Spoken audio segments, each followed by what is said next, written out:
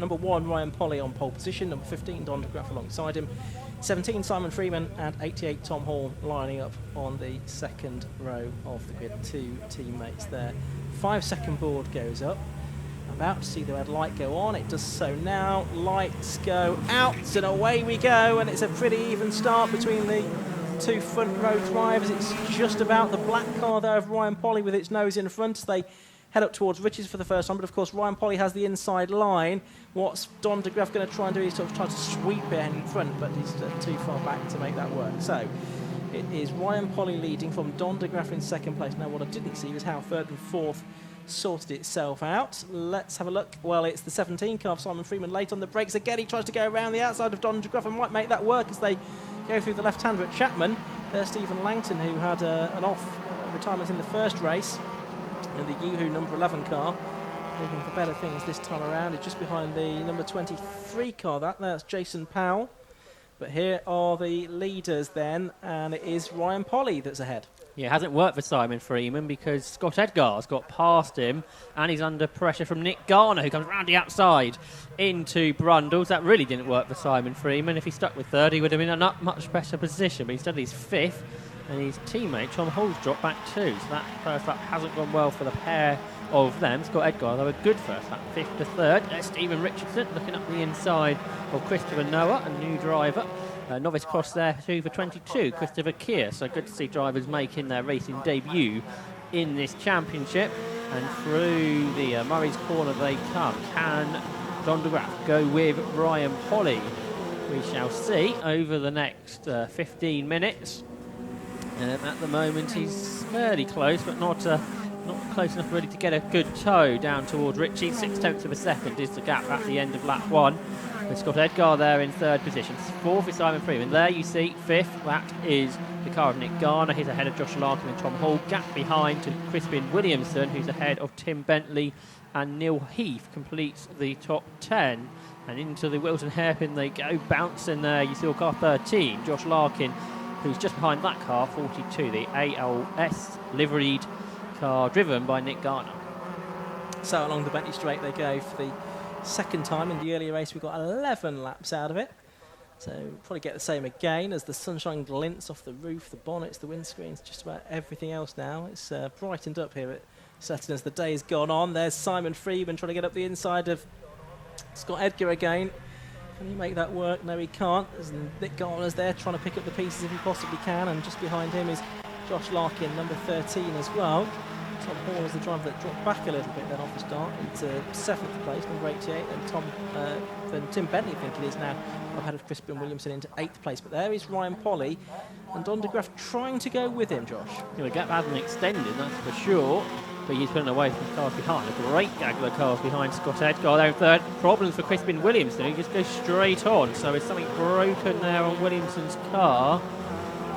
Certainly a problem. Whatever is up. No, the car just seemed to go straight on for no real reason. So he's out of what was 8th position. Here's the battle of a 3rd. There's the 4th place car. And that is Simon Freeman, who is behind Scott Edgar, but ahead of Nick Garner. Gap went up slightly for the lead, 3/4 of a second between Polly and DeGraff. Freeman doing the outside move into Wilson again. It didn't really work last time. I don't think it's really worked this time either.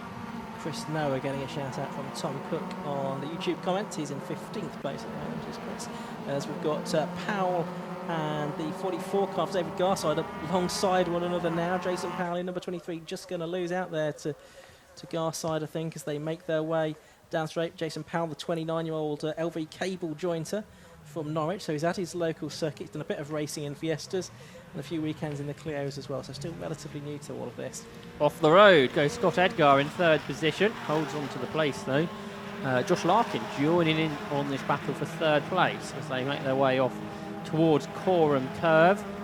Tom Hall not going quite as well as he did in the earlier race, not able to go with that battle for 3rd place. There's Polly, the leader, DeGraff in 2nd, pretty evenly spaced. And then the battle for 3rd, Scott Edgar feeling the need to defend over Simon Freeman. There's definitely nowhere near a car length, is there, between those two Clio 182s as they come to complete lap number 3 of this race. They accelerate across the line. Any challenges towards Ritchie's? Is their car with problem there with smoke billowing out the back of it. Is that a blown engine? I think it is. It's still going, isn't it? It didn't spot who that was. Blue car heading to Rich's now. See the smoke, so the car continuing, presumably. Oh, big challenge here from Freeman. Is this outside move into Will's going to work? No, there's a touch, and it rips off the front splitter on the Freeman car, so Nick Garner can come through. And on the other side comes Josh Larkin. Right now, Simon Freeman might work out the outside move doesn't work so well at Wilson. He did it well in the first race, on the first lap when everybody was bottled up, but when they were all sort of more evenly spaced, it doesn't work quite so well. That car with the blown engines continuing in the background. I don't know if it is a blown engine, but it's certainly smoky, isn't it? It's looking expensive. So, and this is Freeman again trying to come back at Brundle and Nelson now, isn't it? So he's got Scott Edgar ahead of him, he's got Josh Larkin ahead of him and Nick Garner as well. He's down to 6th place, is Simon Freeman. Ryan Polly and Don DeGraff a bit further up the road in 1st and 2nd positions. Make their way through Coram. Jay Daniels running better this time. He's up there in 9th ahead of Neil Peace. So good to see Jay Daniels, who went well last year. There's David Garside, so that was the smoky car. Yeah.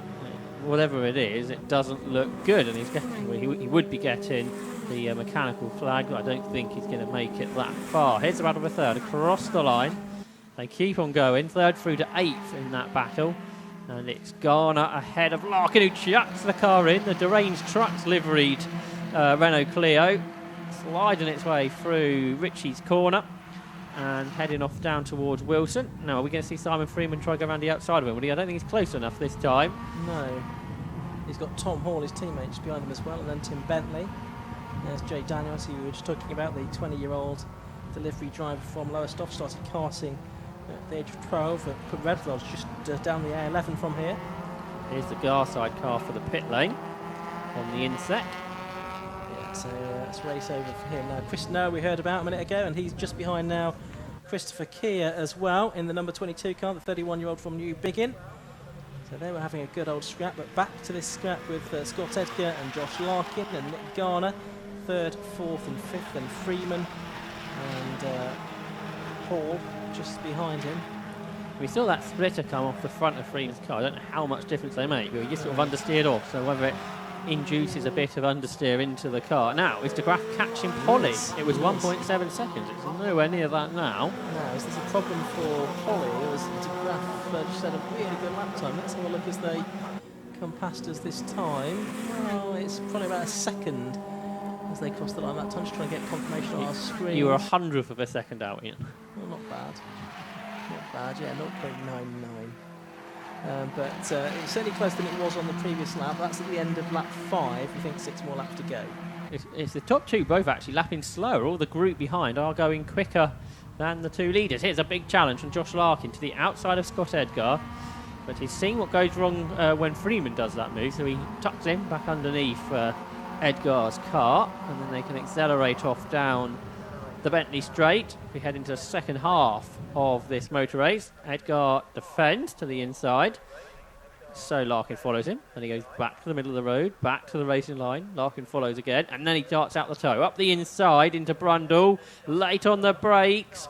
This will be a good move if he can pull it off. Can he get the car stopped? Not too much, but he has got the position. So Larkin is through. Edgar fights back up the inside. No, he has to back out of that. So it is Josh Larkin up into a podium position. I don't think we've seen that before.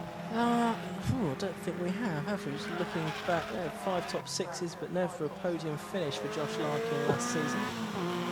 Sideways. He holds on to it. Holds on. Head of Scott Edgar. So good move there.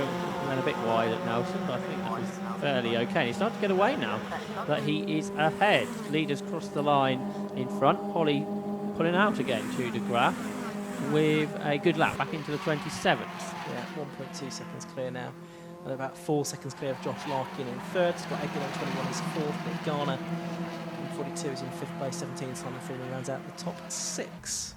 So up towards Wilson they come. And there is the 42 car. Now, was there a yellow flag there? I thought I might have seen a yellow flag on the way in. So did I. Yeah, but they've probably gone past the green flag now, and Simon Freeman's going to take advantage of that, and he's getting alongside Scott Edgar. There was another yellow there, so There's presumably a car, double yellows. Oh, yes, there's a car stopped on the Bentley Straight, so maybe the they hadn't passed a green after all. The officials love a last race, post-race look at stuff, don't they? No, absolutely. Anyway, I think they're putting past the green flag now. Nick Garner is up there ahead of Simon Freeman. Then it's Tom Hall, then it's Tim Bentley making a return this season. Have they stayed all in the same order at the end of all that? If they have, yeah. So that might avoid any post-race looking into that. Leaders closer, are they? Polly, not really a great line into Murray's there. Now, we saw the tyres go away in the first race, and I wonder if similar things happening here as they complete lap 7, 4 to go. The gap, 1.2 seconds again, does come down somewhat to 0.8 of a second, so nearly now close enough for De Graaf to challenge. Should another mistake like that happen for the leader, Ryan Polly? Absolutely. So, interesting. There's Jay Daniels coming through shot. Behind him is the 23 car of Jason Powell, and it's 99 now. It's Neil Heath that's got ahead of the 86 car of Oliver Wayne. And Chris Keir there as well in 13th position in number 22 in his first season of racing. He did the Janetta Want to Race competition last year and finished second overall. First taste of actual competitive racing in the JG Racing entered car.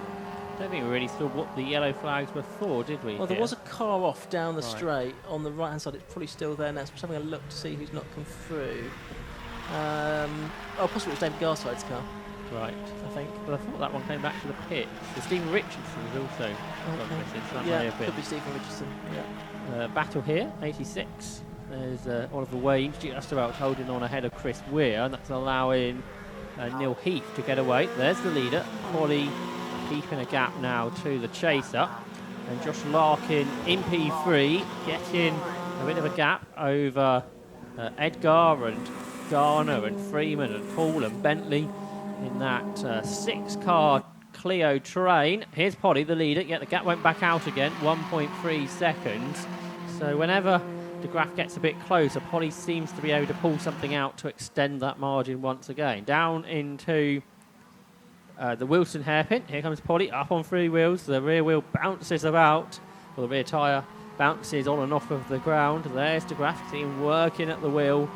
Goes up a gear on the exit of Chapman Curve and off the road, car 27. That's Michael Ward. Okay, so another one into retirement. It's unusual this. We don't usually get these retirements. He's got his thumbs up though to the marshal, so that's what drivers are required to do these days to let the marshals know they're all okay, don't need any assistance with a thumbs up. We've got black and white driving standards flag going out for somebody, so it could be a track limits issue maybe or something like that. So we're in the dying embers of this race now, really, aren't we? We've had 8 laps onto lap 9. There's the 99 car going through. That's Neil Heath. And just behind him, Chris Keir went round the outside to Oliver Wayne. Nice move that Was so that's got him up into 12th place. indeed. Then got Matt Holton behind, who's returning. He was a top 10 runner a few years ago, returning to the Clio series as the leader. Ryan Polly starts his penultimate lap of the day, pulling away from Don De Graaf. Then the 3rd car place train go through past our window 2, all in the same order, and we watch this battle for 11th, 12th and 13th complete their lap. Here's the battle for 3rd. Josh Larkin ahead of Scott Edgar, who looks keen to break late into the Wilson hairpin. Difficult to know what a good line is through that Wilson, then through the Chapman flick. It's all a little bit awkward there. It's a full hairpin still, isn't it? It doesn't. Yeah. It's more than, and then it sort of turns into a chicane halfway It does. through. It's a very unusual corner, really, and probably not as nice as the old Sear was in terms of it being quite so pure. The old Sear caused many track limits problems. Well, it did, because there was so much runoff, wasn't there, which was usable. There's probably other ways to solve that problem, but there we go. Okay, when technology's come on, that could be solved now, couldn't it? Rather than. But yeah, there was lots of concrete out there, wasn't there? And the tarmac didn't get very well used. No, and the problem was sometimes the concrete broke up and you got bits of concrete flying around, didn't you, which wasn't great. Anyway, we are approaching the last lap of this race now, aren't we? Because, well, there's Don de Graaf, but here's our third place man, Josh Larkin. Now, he's had a podium before, so he'd like to get his first one now. In the early race, he was fourth. Can he hold on for the remaining lap or so of the race as Polly and de Graaf both go on to their final tour? Larkin has got Scott Edgar and Nick Garner not too far behind him. A bit further back is number 17 Simon Freeman in 6th place, Tom Hall in 7th place, number 88, which number 1 and number 15 out front. Hashtag Team Deranged on the front of Josh Larkin's car. They're in 3rd position. It's not the most encouraging word to see on one of your competitors' cars, is it? Oh look, I've got a deranged person next to me on the grid. But anyway, that's the message on the side of on the front of his car. Josh Larkin got a 5-second penalty. Yeah. So there we go. That podium has gone then. Yep. Unless something very odd happens now. So Polly, it is from de Graaf, and it'll be Scott Edgar then that gets onto the podium. He was second, of course, in the earlier race. So that will be a track limits penalty. He's obviously been warned about track limits already. He's infringed again. Well, Edgar keen to get through on the road, looking up the inside he won't know, I don't suppose, that there's a 5-second penalty at this point, so he'll be doing everything he can to get third place away. The danger is, in doing so, he has an action. Meanwhile, Ryan Polly is going to come through to be another double winner. Here comes Garner on Edgar. This will be for 3rd, and he gets him. But Edgar might get the run out the corner. Meanwhile, we see the flag going to the winner, Ryan Polly, second de Graaf, but who's going to be 3rd? Looks like it's going to be Nick Garner, doesn't it? Let's have a look, though. Up to the line they come. There's Josh Larkin. Oh, and it's side by side for 3rd. Nick Garner and Scott Edgar. Who gets the verdict? Waiting. Oh, it's exactly the same time. Scott Edgar is shown ahead of Nick Garner. They'll both go ahead of Josh Larkin, who has that 5-second penalty for exceeding track limits. And Simon Freeman was only just behind them as well. But Josh Larkin will actually drop to 8th, I think, behind Tim Bentley. And it was just 7/10 of a second between Edgar, Garner, Freeman and Hall. So joint 3rd place, unless the timekeepers can sort them out, Scott Edgar and Nick Garner. It did look like they were side by side over the line, to be fair. That is the thing with Murray's. You can go up the inside and get the position, but generally you haven't got the better exit to the corner, which I'm sure that won't be the only race to the line we get over the course of the weekend. I think we had one in the low-cost race already, didn't we? And I'm sure tomorrow there may be another, potentially from the low-cost again. Yeah. I think everyone's already crossed the finish line, haven't they? So let's give you a rundown on the results then. The win going to number 1, Ryan Polly, beating Don de Graaf, number 15, into 2nd place by 2.55 seconds in the end. 3rd, after adjustment for Josh Larkin's time penalty, number 21, Scott Edgar, but he dead heated for 3rd place with number 42, Nick Garner. 5th to number 17, Simon Freeman. 6th to number 88, Tom Hall. 7th to number 4, Tim Bentley. Then I think we'll find Josh Larkin slots in 8th. 9th, and he's number 13. 9th to number 31, Jay Daniels. And 10th to number 23, Jason Powell. And then, just because we've got a minute, Neil Heath, Oliver Wayne, Matthew Holton, Christopher Keir, Chris Noah, Gareth Tansey, Alan Peterson, Simon Vincent as out the finishers. We lost Michael Ward, Stephen Richardson, David Garside and Crispin Williamson and Stephen Langton. So a good day's work for Ryan Polly. Yeah, it's been a good day of racing, hasn't it? It's run pretty smoothly, which was the concern, wasn't it, coming with a reduced staffed race meeting. But from what I've been watching, everything's run very smoothly. We've run to the schedule, and there's been lots of good racing to watch. Certainly the on-track part of the race weekend felt very normal indeed. Yeah, it did, and we've had some really good racing as well, as you say, Josh. We've got a lot more to come tomorrow. We'll probably tell you a little bit more about that in a moment, I think. But I can see that Ryan Polly is now pulling up into his slot down in the pit lane. And so, once more, for the final time today, in fact, let's hand down to Anthony Jordan.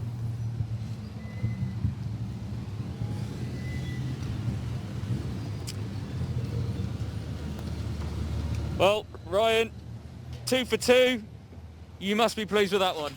Yeah, it's a mega way to start the season back. Yeah, exactly that. And of course, how were the brakes this time around? Of course, you were saying that they were failing last time. You've had some time. Did they manage to get repaired, or were they okay in that one? We thought we repaired it. We've gone from not working at all to kind of working, so we're going in the right direction. Oh yeah, it definitely seems like a plus side.